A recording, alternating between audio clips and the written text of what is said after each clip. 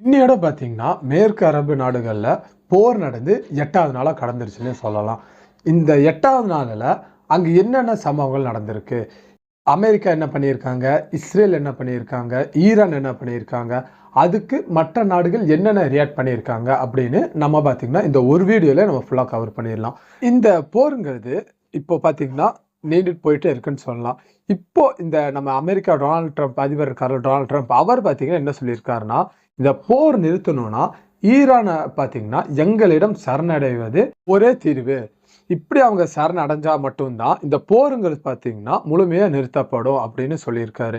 அது மட்டும் இல்லாம, எங்களிடம் ஈரான் சரணடைஞ்சா, அங்க பார்த்தீங்கன்னா, இப்போ இறையாண்மை காக்கிற தலைவர நாங்க நியமிப்போம்.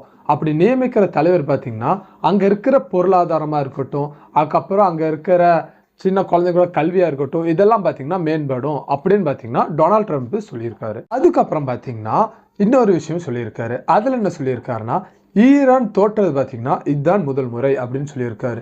இதுக்கு காரணம் என்னன்னா, இப்போதைக்கு ஈரான் பார்த்தீங்கன்னா, இப்போ அண்டை நாடா இருக்கிற சவுதி அரேபியா இருக்கட்டும், கத்தாரா இருக்கட்டும், இந்த நாடுகள் எல்லாத்துட்டையும் இப்போ அவங்க தாக்குதல்கள் நடத்திட்டு இருக்காருல்ல ஈரானு, அவங்க பார்த்தீங்கன்னா, உங்க மேல தெரியாம தாக்குதல் நடத்திட்டோம் அப்படின்னு பார்த்தீங்கன்னா, மன்னிப்பு கேட்டிருக்காங்க.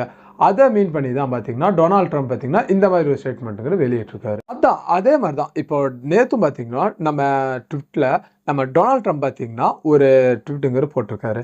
அதுல என்ன சொல்லியிருக்காருன்னா, ஈரான் பார்த்தீங்கன்னா, அமெரிக்காவிடம் சரணடையும் வரை இந்த போருங்கிறது பார்த்தீங்கன்னா, நிறுத்தி வைக்கப்படாது.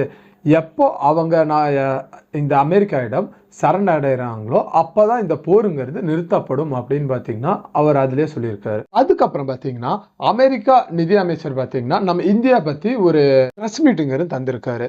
அதுல அவங்க என்ன சொல்லியிருக்காங்கன்னா, அமெரிக்கா பார்த்தீங்கன்னா, அமெரிக்காவோட நம்பிக்கைக்குரிய கூட்டணி பார்த்தீங்கன்னா, இந்தியா தான் அப்படின்னு சொல்லியிருக்காரு.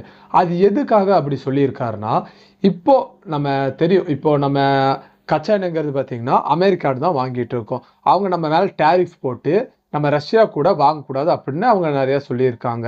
அத மீன் பண்ணி தான் இவர் சொல்றாரு. இவர் என்ன சொல்றாருன்னா, நாங்க பார்த்தீங்கன்னா, இப்போ ரஷ்யா கூட இந்தியா பார்த்தீங்கன்னா, கச்சா எண்ணெய்ங்கிறது வாங்கக்கூடாது அப்படின்னு நாங்க ஃபர்ஸ்ட்டே சொல்லியிருந்தோம். அதை ஏற்று பார்த்தீங்கன்னா, அவங்க எங்களிடம் கச்சா எண்ணெய் வாங்கிட்டு இருக்காங்க.